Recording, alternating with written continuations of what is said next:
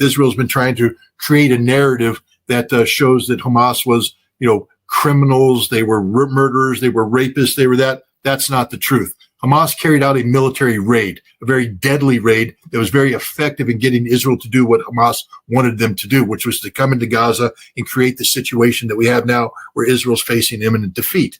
The Israelis haven't been honest with the Israeli people. And what Haaretz is doing now is exposing the lies told by the Netanyahu government, told by the Israeli Defense Force. And there will be an accounting at some point in time within Israel, because this is, again, the largest killing of Israelis in a single day. It turns out that they were killed by their own soldiers.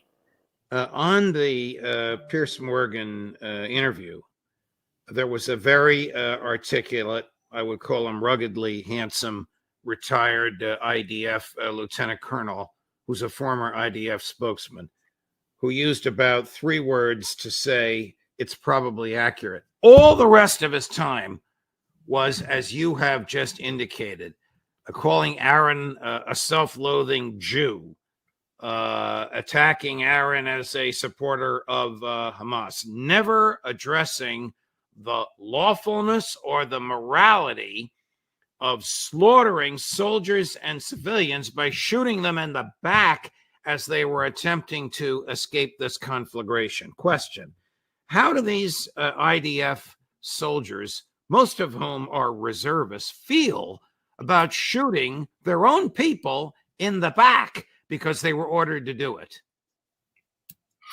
I think one day when this war is over and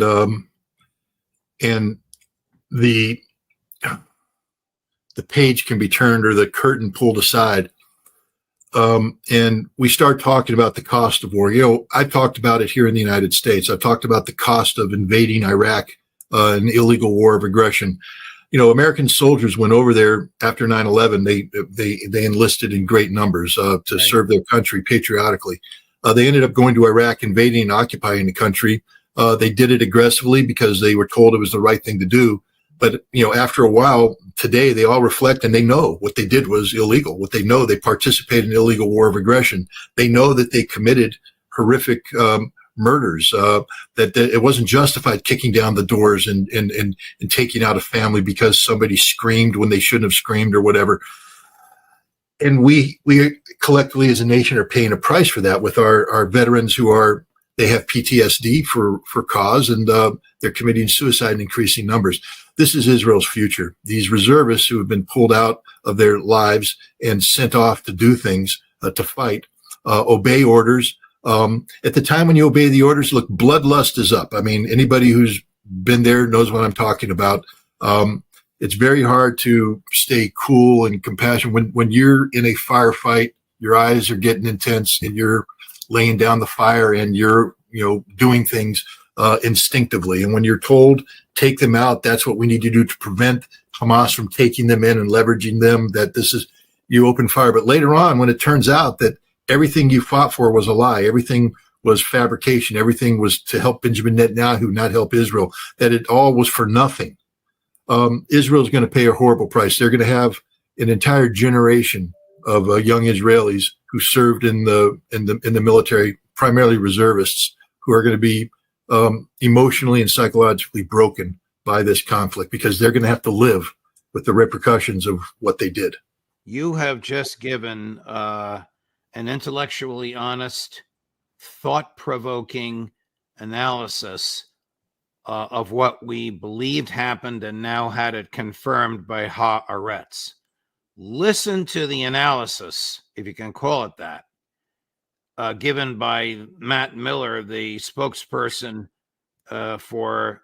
It's almost hard to keep from laughing if it wasn't such a tragic situation, because he's a goofball on steroids. But listen to his analysis to the very prudent question, cut number 14. Expand into Hezbollah, and Israel can't win that one. Switching over to Ukraine, Scott, and I want to talk to you in a few minutes about your new book covering Ukraine. But before we get there, the other news since you and I spoke last is the insistence by American mainstream media that the Russians intentionally attacked a hospital for children in Kyiv, even though we know for certain from the examination of the rubble that that was not the case.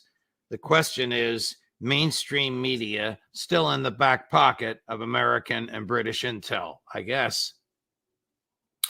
Yeah, and this is a tough one because but my wife often tells me when I get up in the morning, please don't go on X and don't start posting, because I read what comes in over the night, and sometimes I get very angry at what people say and I fire off responses.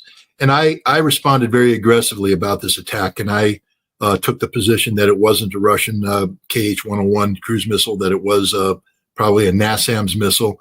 But then as the data comes in, you begin to doubt yourself. You begin to look at everything. And I also understand that, I'm not in a position to forensically analyze this in the totality necessary to make a definitive conclusion. So maybe I shouldn't commit to hard positions on X the way I did.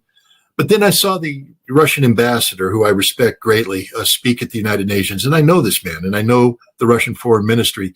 And he was very strong in asserting that it was not a Russian cruise missile, that it was a NASAMS missile. And I don't see Russia getting out ahead of itself at that level unless it has run the data. And I'll tell you what, the Russians know exactly how many KH-101s they fired.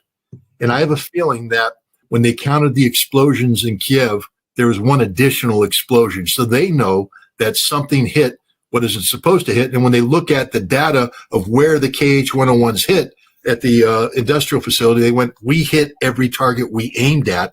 There's an additional explosion. It's not ours. And that's why I think Russia's comfortable with this. There are people who say the size of the warhead couldn't do what it did. I'll tell you what, the size of a KH-101 warhead would have leveled that hospital. The warhead of a NASAMS isn't necessarily that much, but unexploded fuel could lead to an additional explosion. We don't know. If the Ukrainians have the data, and I will tell you right now, if I were in Ukraine, give me an hour and a half on that site, I would grid it out, and I would collect the data necessary to tell me exactly what struck it. If they're saying it was a KH-101, then they need to provide the forensic data. But I respect the Russian ambassador. I respect the fact that he's not going to position Russia at the Security Council to be exposed for a lie. When he says that it wasn't a Russian missile, that it was a NASAMS, and he specifically identified it being a system provided by Norway. So Russia, remember, they have this area blanketed with electronic warfare. They know when a NASAMS missile is fired. They know it's fired. They can track it. I don't think the Russians commit to a storyline like this by making things up. And so I'm comfortable saying that it wasn't a Russian KH-101, that it was a NASAMS missile. I'm willing to be proven wrong on this because I acknowledge I'm not there. I can't do the forensics myself. But, at least I'm honest enough to say, I'm committing to this, but, I'm going to hedge waiting thing. That's not the mainstream media. The mainstream media is out echoing the U.S. position. And you have to ask yourself why. And of course, the reason why is that we've convened today in Washington, D.C., a NATO summit where they're going to use this as a justification to justify continuing to pour billions of dollars into Ukraine, maybe expanding the scope and scale of the conflict by promoting more aggressive NATO posturing in Ukraine. If you say you're for the Ukrainian people, of course you have to be sympathetic to the civilians who lost their lives. Even if this was an accident, let's say it was a Russian missile, it wasn't done deliberately. The Russians don't deliberately target hospitals. But no matter what, your heart has to break for the Ukrainian people. I mean, God, if you're a mother taking your child to the hospital, you don't deserve to have this happen to you. Right. Bottom line, you don't deserve that. So it's one thing about being sympathetic, but then you also have to understand, why is a missile hitting this site? Why is this war taking place? And when we back it up, it's because the United States provoked Ukraine into posturing itself aggressively against Russia, provoking the conflict that we have today. This conflict could have ended in April of 2022 had Ukraine accepted the terms that were negotiated by Russia and Ukraine in Istanbul. But Boris Johnson told them to say no. And now this war has been expanded to the point where Ukraine is incapable of telling the truth. And I'm afraid that what we're seeing right now is just another Ukrainian lie that's being echoed by Western mainstream media to prolong a conflict that has been devastating for the people of Ukraine. Listen to the Polish foreign minister, who seems determined to provoke Russia into a battle with Poland, number 15. And the Republicans in the House have announced that they're going to exceed the 55 standing ovations that he received the last time he spoke in the House of Representatives. So I think you are quite right that the American public has become immune to this. With respect to members of Congress, they are terrified of the donor class. None of them is dare going to say, "Hey, Bibi, stay home." Agreed? 100%. Look, Judge, I don't want to get you in trouble with the censors or anything, but this election has proven the level of control that the pro-Israeli lobby has over the American democracy. Every single candidate backed by AIPAC has won. AIPAC poured $24 million into one race to buy a congressional, and it was a primary. It wasn't even a general election. Well, that's where AIPAC actually. That's where they get the most leverage, because not too many people can pour all their resources into a primary and survive a general election. So even if somebody survived the primary challenge, generally speaking, they've, let's say AIPAC challenged me, put up a primary. All my war chest, which I'm saving to take on my opponent in the other party, now gets burned up in this primary. I get exhausted. They tear me apart. They're doing the work. And so by the time I stumble through this, let's say I win and I move into the general election, I'm beaten, I'm battered, and I'm generally speaking going to lose. So it's the primaries where AIPAC has the greatest leverage over people. People don't want to be primaried, so they quickly fall in the line. And it's a chilling impact because, people say, "Oh my goodness, I don't want that to happen to me. What do I need to do to make sure that doesn't happen to me?" And what they do is they vote straight down the line when it comes to supporting Israel. Wow. What do you think will be Netanyahu's goal when he comes in 2 weeks? Is it to terrify the Congress into declaring war on Iran? Actually, I think Netanyahu just wants continued strong American support. He's going to be going through a very difficult time soon because his military is fed up with him. No amount of American congressional support is going to change the reality that, as the IDF has said, Hamas has won. We can't beat Hamas. It's an ideology that can't be defeated. And the IDF has warned Netanyahu that a war with Hezbollah could be devastating for Israel. And so Netanyahu is about his legacy. And so I think what he's trying to do is secure the support of the United States in a post-conflict world so that he can continue to be the prime minister even when a ceasefire occurs. He wants, assurances of continued American support if there is a ceasefire, that America will be there to help police any violations, etc. And he's also trying to get a rebound. He wants to come to America and get this massive embrace by the U.S. Congress that he can take back to Israel and play domestically in a political fashion, because he's a very unpopular prime minister right now. There's hundreds of thousands of Israelis protesting the streets demanding his resignation. And he desperately needs this American trip to be a shot in the arm to keep him politically viable. The other breaking news is the Haaretz story. As I said earlier, you reported this months ago. Max and Aaron broke the stories shortly after they happened. What has been the reaction in Israel to this whitewash, as Aaron called it in his now famous debate on Piers Morgan, whitewashing mass murder? It's the standard thing. Blame Hamas. This is Hamas' fault. Don't point fingers at us. What about the rapes? What about the murdering of the babies? What about the ongoing violence? You support terrorists. How dare you speak up?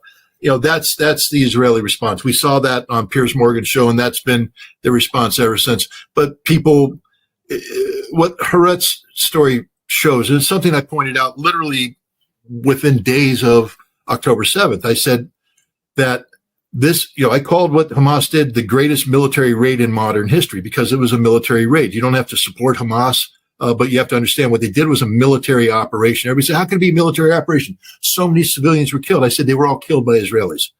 The number of civilians killed by Hamas is a very small percentage there. Over 400, close to 500 military people were killed by Hamas in this fight. Of that 1,200, of the remaining people, more than 60% were killed by Israelis, slaughtering them, butchering them. Yes, Hamas killed some, and they killed some in cold blood. There's enough video evidence out there that, I'm not trying to whitewash what Hamas did. But, when you set up a roadblock, people die. That's the reality of this conflict. But Hamas, the vast majority of the people Hamas killed were military people in a stand-up fight where Hamas prevailed on the battlefield. The vast majority of the civilians killed were killed by Israel invoking the Hannibal Directive. That's the reality of October 7th. The Polish prime minister, not foreign minister, even more serious. So what is he going to do? Aim Polish missiles at Russian missiles while they're over Ukraine territory and expect himself, his own people, not to be attacked for that? Yeah, I'll just tell you right now that Russia won't put up with this. I can't speak for Russia, but it's just clear that Russia won't put up with this. It's a bilateral security agreement. It's not a NATO agreement. If Poland seeks to implement a bilateral agreement that has it carrying out an act of war in Ukraine, Russia will take out the air defense systems that fire. That's a guaranteed. As soon as they fire, and Russia will take them out.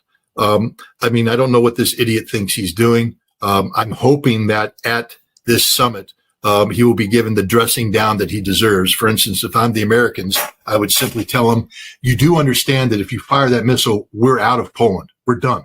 We're not going to sit here and provide a shield to you while you try to put our soldiers at risk. We're there to protect you from Russian aggression, but you don't get to be aggressive against Russia and Ukraine, thinking that NATO is going to back you up. We're not going to be there. This is what I would tell him if I were the American. In fact, I'd start pulling troops out right now just to send a signal. You need to shut up, and you don't get to speak until you speak to us. We are the top dogs in NATO. Why we let Poland bark like this and put our troops at risk? We're already in a situation where both NATO, the United States, have lowered the threshold for the use of tactical nuclear weapons. Russia's saying it's going to lower it as well to match that. And here, this moron in Poland is talking about firing air defense missiles to shoot down Russian missiles. He knows for a fact that when Russia fires missiles, yes, they approach Poland, but then they maneuver so that their final trajectory is parallel to Poland when they hit the targets they need to hit. He knows that NATO has been stacking equipment in warehouses along the Polish border in the vicinity of Lvov and et cetera, that are legitimate military targets, and Russia's hitting them. So what he's saying is we need to protect the equipment we send to Poland, so we're going to extend an umbrella of air defense over that so Russia can't strike those legitimate targets. That's not how it works, Tusk. You want to play big boy games? Get ready when the big boys come in and knock your teeth out, because that's what's going to happen. And then we're talking about the potential of general war. I hope every American understands what I'm saying here. This isn't about posturing. This isn't about being a tough guy. This is about dying. All of us dying. This is going to impact us because Russia will hit these targets, and then Poland will turn to NATO and say, you must protect us. And there will be some in NATO that say, yes, that's what we need to do. And then they make the wrong step, and then we have the bigger bombs going off, and then we all die, because there's no such thing as a limited nuclear war. There's no such thing. As we speak, Mr. Tusk and his fellow heads of state and heads of foreign ministries are meeting in Washington. Does any of them, besides Viktor Orban, this is NATO now, any of them besides Orban understand that Ukraine cannot win, that this is futile, that every dollar and every euro that they put into this is just killing innocents and will never be returned the way they expect it to return? In other words, will sane heads prevail, or is something worse going to come out of NATO's glorying in its 75th anniversary in Washington, D.C. this week? Well, one of the problems is the 75th anniversary, and NATO needs to be seen as being the strongest it's ever been, more unified than ever. These are the talking points that they want to come out of this summit. Meanwhile, the United States has already said that they're going to tell Ukraine that they're not going to be NATO members because they're the most corrupt nation on the earth. They have to solve the corruption problem. Jens Stoltenberg has already admitted what he said, don't even think about membership for the next 10 years. Also, you have to win this war before you become a member of NATO. These are the realities, the harsh realities. And then the other realities are this is an unsustainable conflict. NATO has been briefed that Russia is getting stronger every day. And NATO is getting weaker every day. And that the costs, they're going to be talking about the costs of building up NATO. These are prohibitive costs. They don't have the economies that can sustain the outlays necessary to get the militaries where they need to be. And if they did start investing in them, we're talking 2029, 2030. Nothing that's going to impact, what's going on with Russia and Ukraine today. This is a lost war. And the only way this war doesn't get lost on the trajectory that it's heading is if NATO directly intervenes, but NATO's not positioned to directly intervene. Again, we come up with the Polish missiles. What happens if Poland fires these missiles? Russia counterattacks, then what? Poland doesn't have the military necessary to project power into Western Ukraine in a meaningful fashion. They would be annihilated. And if American troops and NATO troops came in, they've crossed a red line now that becomes an existential issue for Russia. Nuclear weapons will be employed. Russia just did a major test of its tactical nuclear weapons to send this signal to the United States. A lot of people aren't talking about, after the Crimea beach incident we spoke about earlier, the U.S. ambassador was summoned to the foreign ministry of Russia, where she was read the Riot Act. And she was told that Russia blames America and will hold America accountable and that there will be retaliation. She called back, and that's why Lloyd Austin picked up the phone and called Belousov. And again, talking Belousov told him the same thing. Lavrov just said the same thing. I don't know what these people are thinking, but if they want to expand the conflict, they will get a response by Russia, and this response will lead us down the path of the inevitability of a nuclear exchange. That's how dangerous this is. Have we stopped reconnaissance over the Black Sea since those telephone calls? Well, the Global Hawks got diverted to other areas. There's ways to collect intelligence. The Global Hawk was, a system that was configured to collect against specific systems. So it's been withdrawn because the Russians said they're going to shoot it down.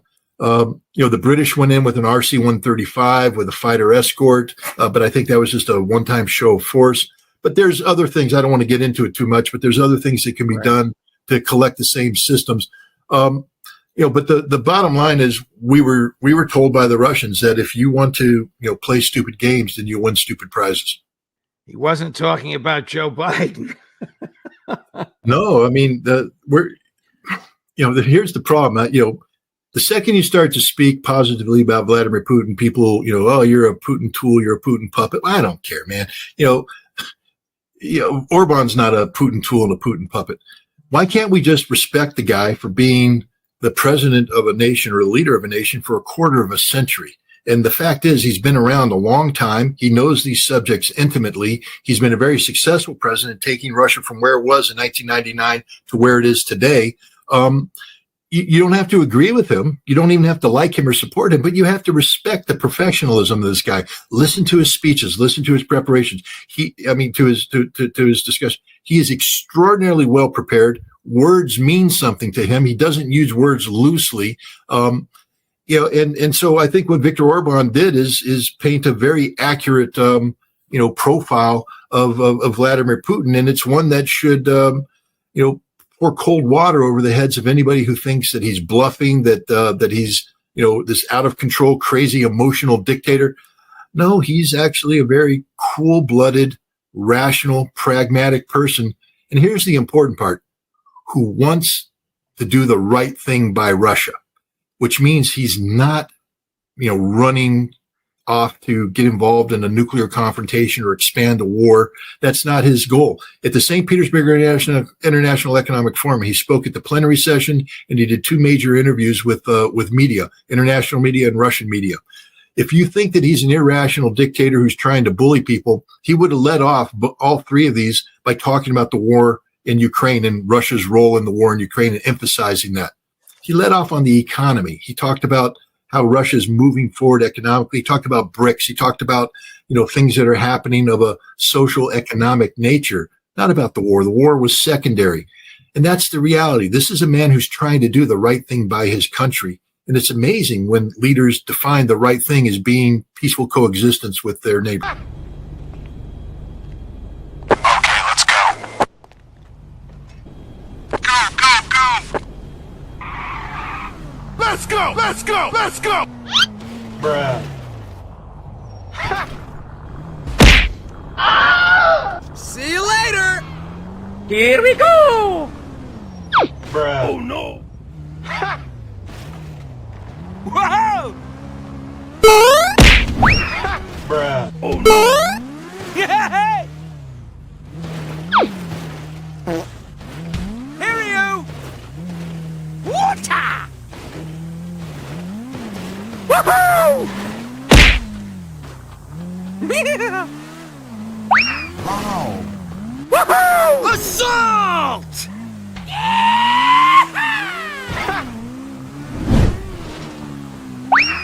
Dr. Doom! Woohoo! Yahoo! Oh shit!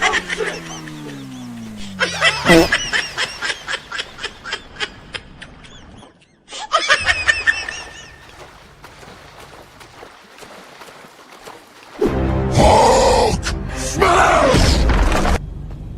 Okay, let's go. Go, go, go! Let's go! Let's go! Let's go! Woohoo! Bye, have a great time. Here we go!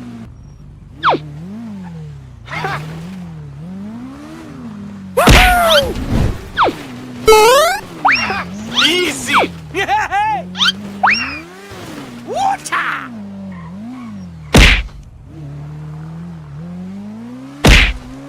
Woohoo!